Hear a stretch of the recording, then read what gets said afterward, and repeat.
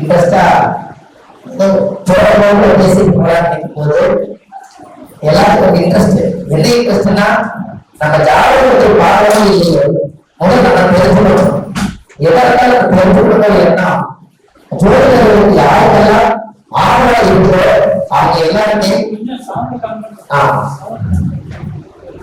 நீங்க அதை கொடுத்து சார்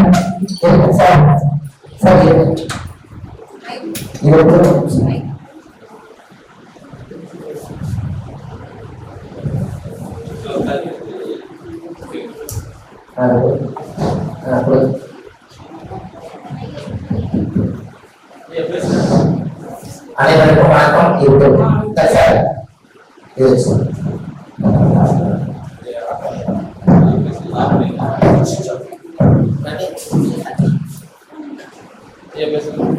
வணக்கம். அனைவருக்கும் வணக்கம். இது கிளியர்.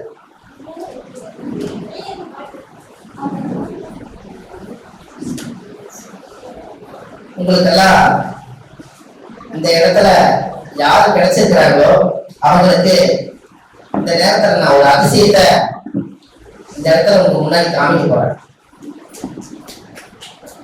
அதிசயத்தை காமிக்க போறேன் அப்படின்னா வாழ்க்கையிலேயே முதல் முறையா என்னுடைய வாழ்க்கையில வளர்ந்து வந்த பாதையில ஒவ்வொருத்தருடைய சாதனைகளும் நிறைய இருக்கும்.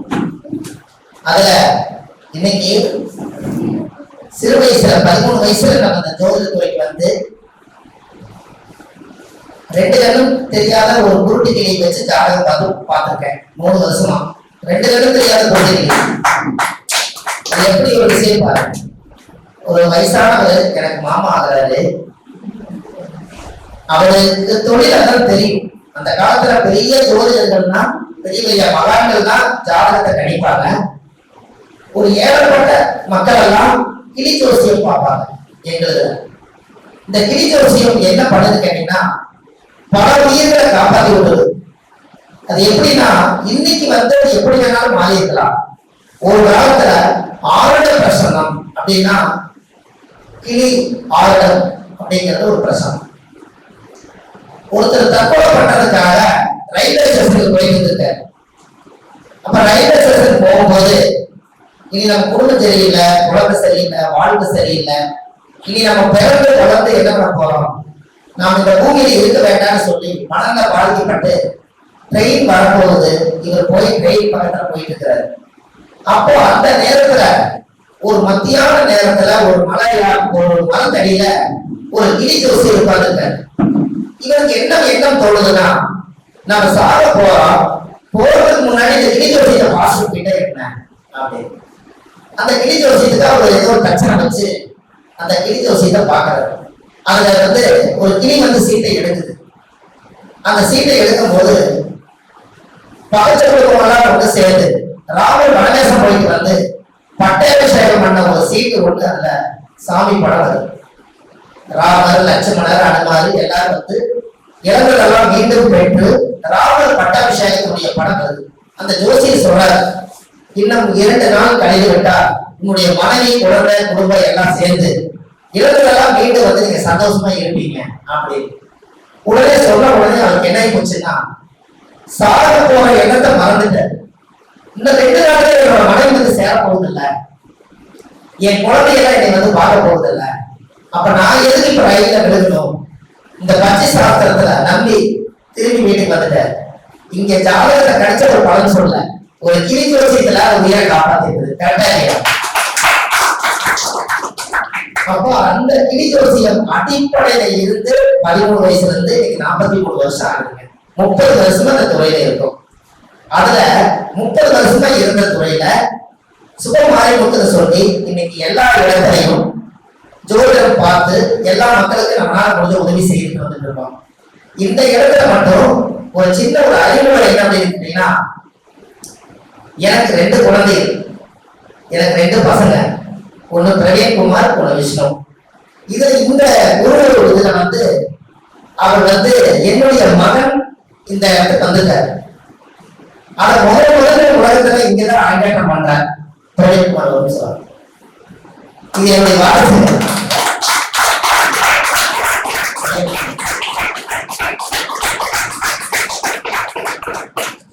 இவர் என்னுடைய வாரிசு, மூத்த பையன். இன்னொருத்தர் வந்து இளைய பையன் இருக்கார். அவர் ஒரு பிசினஸ் படிக்கிறாரு. இவர் வந்து டைரக்டர் ஆகணும், எடிட்டிங் பண்ணணும், கேமரா எடுக்கணும் அப்படின்னு சொல்லி அவர் அதில் போய் சேர்ந்துட்டார். அப்பாவுக்கு உதவியா இருக்காரு, உதவியா இருக்காரு. இது என்ன ஒரு விஷயம் கேட்டீங்கன்னா, நான் இந்த இடத்துல உட்கார்ந்து ஜாதகம் வந்து பார்த்து மக்களுக்கு பரிகாரமா சொல்லக்கூடியத இந்த வயசுல என் மகன் முன்னாடி உட்கார்ந்து பாக்குறாரு இல்லைங்களா, அது எனக்கு கிடைச்ச வெற்றி. நாளைக்கு ஜோதிடத்துல என்னால முடியலைன்னா எங்க அப்பா வந்து எப்படி எல்லாம் ஜாதகம் பார்த்து எத்தனை பேருக்கு நல்ல விஷயத்த சொன்னாரு, அதை நம்ம காப்பாற்றுகிற எண்ணம் அவர் வருவதா, அதுக்காகவே ஆண்டவரை வளர செய்கிறார். இன்னைக்கு சனிக்கிழமை ஞாயிற்றுக்கிழமை லீவு, அதனால காலையில 6 மணிக்கு நான் கூட்டிட்டு இருக்கிற கேமரா எடுத்துட்டு இங்க வந்து குருவுக்கு ஒரு வணக்கம் சொல்லி அவர் காலையிலிருந்து இரண்டு எடுத்துருக்காரு. அந்த கூட்டத்திலே சொல்லாட்டு இருந்தேன். சரி, அது ஒரு வாய்ப்பு, இப்படி ஒரு வாய்ப்பு கிடைச்சதுனால இன்னைக்கு அவர் குருவோட ஆசீர்வாதத்தால என்னுடைய மகனை வந்து இன்னைக்கு வாரிசு பிரவீன்குமார் அவர் உங்களுக்கு அறிமுகப்படுத்தி வச்சுட்டேன். ஏன்னு கேட்டீங்கன்னா, என்னுடைய புண்ணியம் எல்லாம் அந்த குழந்தையோட ஜாதகத்தை நான் பார்த்தேன். எனக்கு ஒரு போட்டோ அனுப்புனாரு. என்ன இருந்தாருன்னா, ஒரு 25-30 நாளைக்கு முன்னாடி ஒருத்தர் ஒரு பர்ஸ்ல ஒரிஜினல் ஐடி, பேன் கார்டு, பணம் கொஞ்சம் என்னென்னமோ பொருள் எல்லாம் வச்சு ஒரு சிகரெட்ல ஏதோ பின்னாடி பேக்கெட்ல வச்சு கீழே போட்டாரு. அவர் கீழே போட்டு போயிட்டாரு. இவர் பின்னாடியே போயிட்டாரு. இவருக்கு கிடைச்சிருக்குது.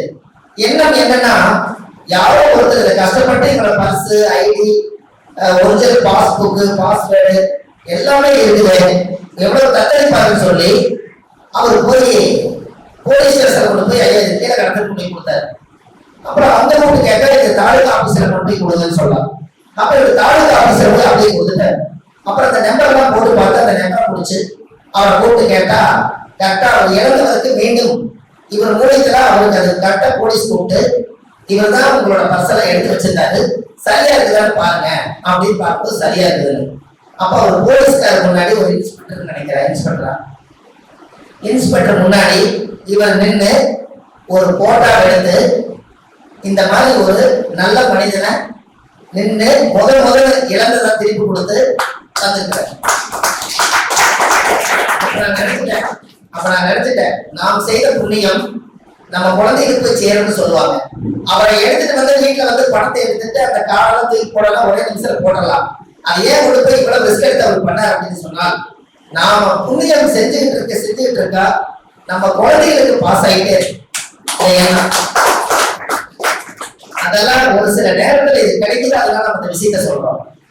அப்போ இந்த ஜோதிடத்துறையில 30 ஆண்டு காலம் இந்த ஜோதிடத்துறையில உழைச்சு நிறைய மக்களுக்கு நல்ல விஷயங்கள்லாம் செஞ்சதுனால இந்த ஆதிகால பரிகார வகுப்புல சொல்லி ஒவ்வொரு எங்கெங்கயோ இருந்தெல்லாம் எடுத்து மக்களுக்கு ஒரு சுவையா ஊட்டி விடணும் அப்படிங்கிறதுக்காக தான் ஆதிகால பரிகாரம்.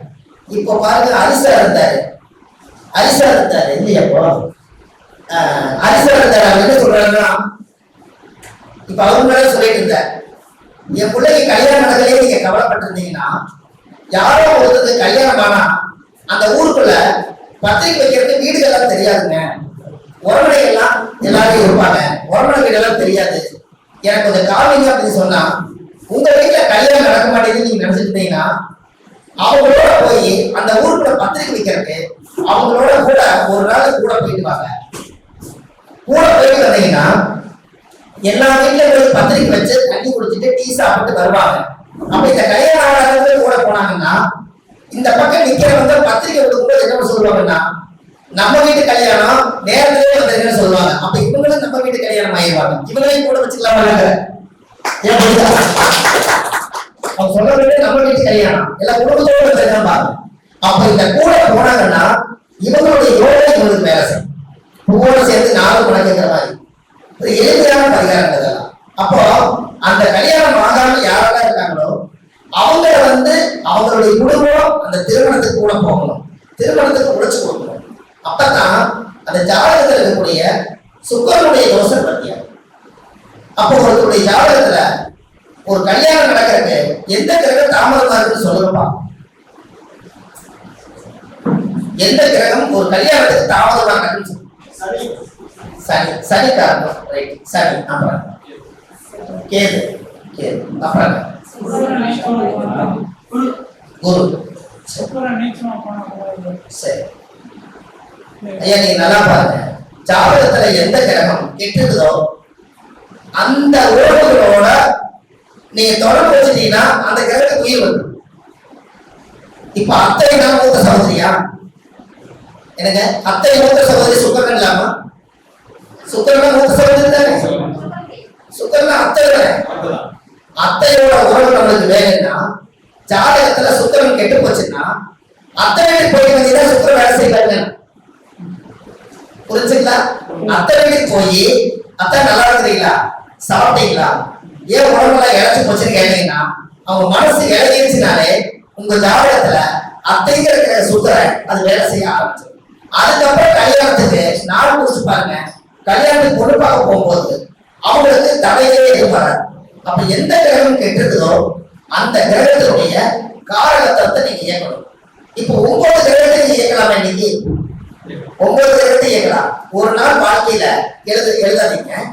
ஒரு நாள் வாழ்க்கையில நவகிரக கோயிலுக்கு போனீங்கன்னா எங்க கும்பகோணம் என்ன கிளம்ப போனாலும் பிரச்சனை இல்லை.